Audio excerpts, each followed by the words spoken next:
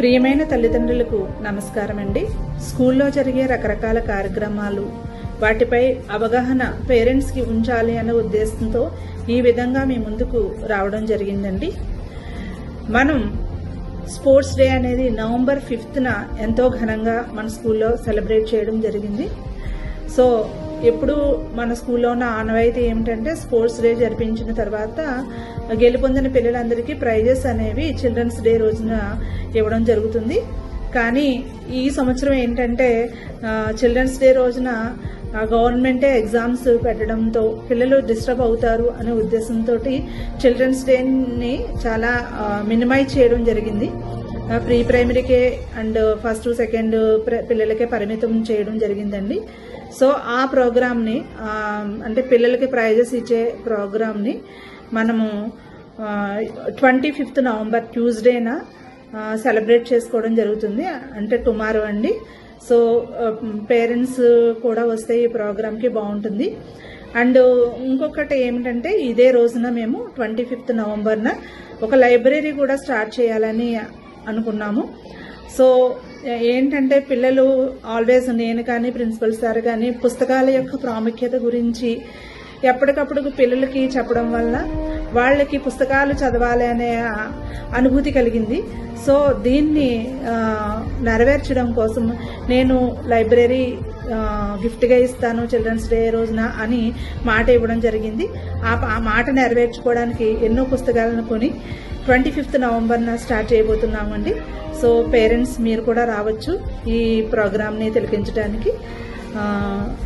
Thank you so much అండి. అలాగే dear parents, కొంతమంది పేరెంట్స్ అడుగుతున్నారు మా బాబు ఇలాంటి వాటిల్లో ఎందుకు సెలెక్ట్ అవ్వటం లేదు అలా అడుగుతున్నారు. అయితే పిల్లలు ఒకరిని మించి ఒకరు పోటీ పడుతున్నారు. పోటీ పడేవాళ్ళు అయితే కాస్త రీసెంట్గా జాయిన్ అయ్యేవాళ్ళు, రెగ్యులర్ ఆబ్సెంట్ ఉన్నవాళ్ళు, ఇలాంటి పిల్లలు అంటే పేరెంట్స్ ఇంటి దగ్గర శ్రద్ధ పెట్టేవాళ్ళు, ఇలాంటి పిల్లలు ఎక్కువ గెలుపొందడానికి అవకాశాలు ఉంటాయండి. దానికి పేరెంట్స్గా మనం ఏం చేయాలి ఇంటి దగ్గర అంటే, ఇప్పుడు ఫర్ సపోజ్ మార్నింగ్ అసెంబ్లీలో మీ పిల్లలు పార్టిసిపేట్ చేస్తున్నారా అనేది చెక్ చేసుకుని మీ క్లాస్ టీచర్ని అడుగుతూ ఉండండి. అదేవిధంగా మేము సంకల్ప్ యాక్టివిటీ అని ఒకటి చేస్తున్నాము. ఆ సంకల్ప్ యాక్టివిటీలు అంటే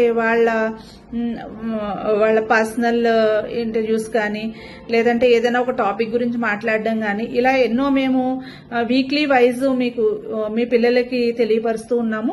వాటిని వీడియోస్ తీసి పోస్ట్ చేసేలాగా మీ పిల్లల్ని ఎంకరేజ్ చేస్తూ ఉంటే ఆటోమేటిక్గా వాళ్ళు ఈ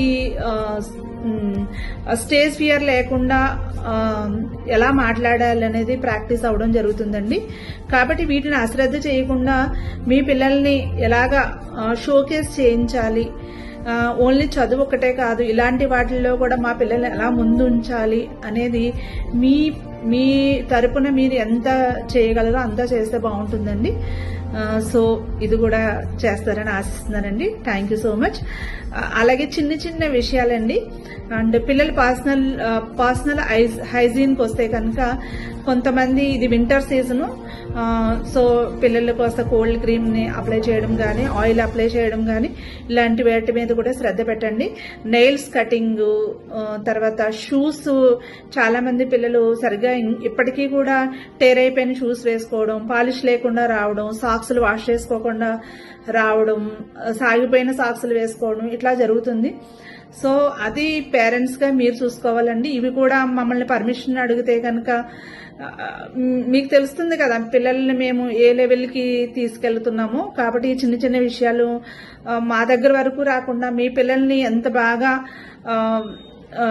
చూపించాలి అనేది శ్రద్ధ పెట్టండి. Thank you.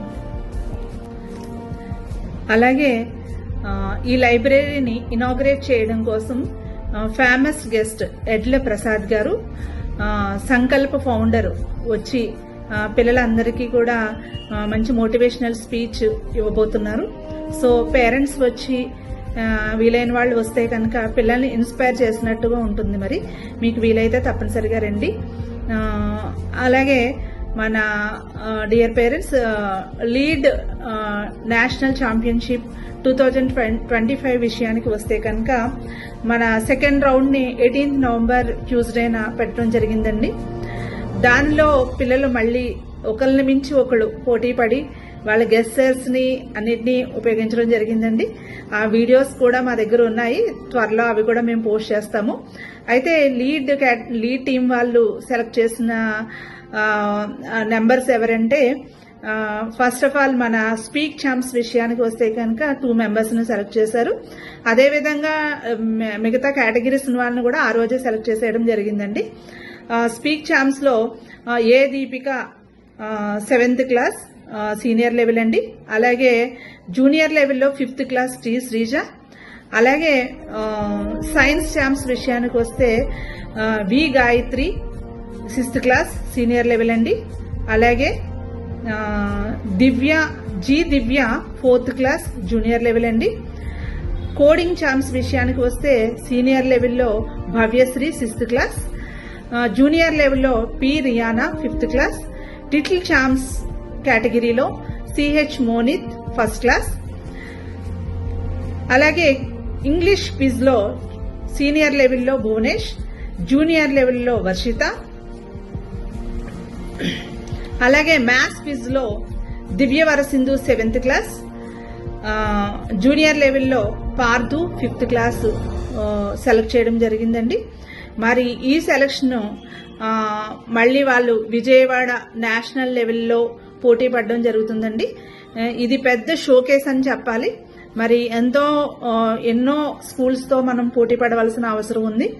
కాబట్టి ఈ షోకేస్లో మన పిల్లల్ని సెలెక్ట్ అయ్యేలాగా చెయ్యాలంటే మా వైపు నుంచి మేము గైడ్ చేయడం జరుగుతుంది. అలాగే మీరు ఎంత సపోర్ట్ ఇవ్వగలిగితే అంతా ఇస్తే కనుక పిల్లలు గెలుపొందడానికి మనం చేసే ప్రయత్నం మనం చేద్దామండి. Encourage all of the children for this. Thank you so much.